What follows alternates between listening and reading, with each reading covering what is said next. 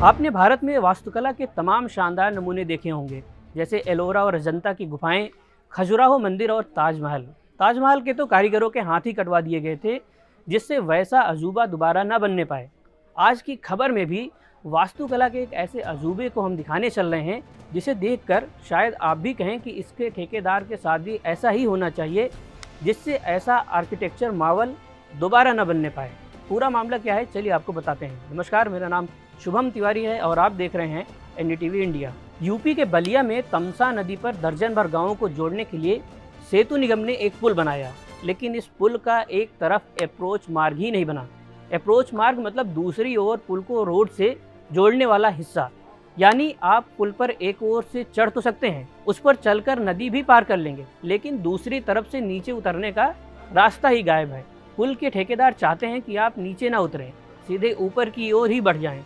आपको बता दें कि पुल बनने की मियाद भी पूरी हो चुकी है।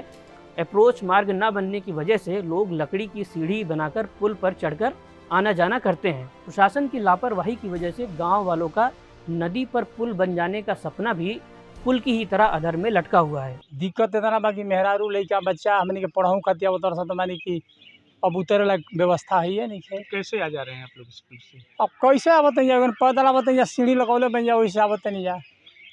वो सीढ़ी अभी कहत रहो कल हट जाई तो कहूँ जाए कि हमने के यह पार रह जाए जा, कोनो व्यवस्था नहीं है। तरकारी लेके तेल लेके यही बनी जा। चितबड़ा नगर पंचायत क्षेत्र में तमसा नदी पर बने इस तमाशा में करीब 17 करोड़ रुपए की लागत आई है। 2017 से ही ये पुल बनना शुरू हुआ, लेकिन 2025 की इसकी डेडलाइन भी पूरी हो गई, लेकिन ये पुल पूरा नहीं हो सका। नगर पंचायत के अध्यक्ष का कहना है कि सेतु निगम ने लापरवाही करते हुए अप्रोच मार्ग के लिए जमीन का अधिग्रहण गलत जगह कर लिया, जिस वजह से पुल अधर में लटका हुआ है। दिक्कत तो आप देख ही रहे हैं सर, कंधे पर साइकिल लेकर के इतने आए तो 12-14 सीढ़ियाँ चढ़ना पड़ रहा है। लकड़ी का जो पुल सीढ़ी बना है, 12-14 सीढ़ियाँ बना है, उसके ऊपर हम लोग कंधे पर लेकर के चढ़ रहे हैं। कितना हाइट है, क्यों चढ़ना पड़ रहा है? अब तो ज़रूरत है तो आना पड़ रहा है सर। कष्ट है चढ़ने उतरने में हम लोगों को, जब ज़रूरत है तो आना ही जाना पड़ेगा सर।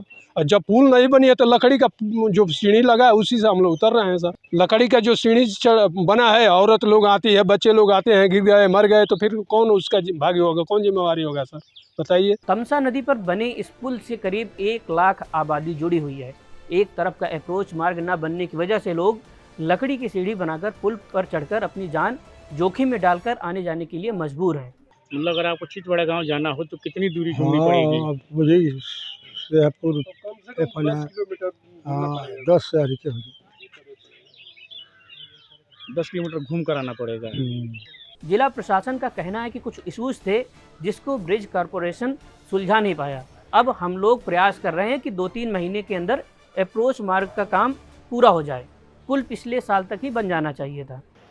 पुल तो पिछले साल तक ही बन जाना चाहिए था। प्रोजेक्ट ये लगभग 1.5 साल विलम्ब है। पुल तो पिछले साल ही तैयार हो गया था, मार्च 2024 में, लेकिन अप्रोच मार्ग एक ही तरफ बना पाए, ये लोग एक तरफ नहीं बना पाए हैं।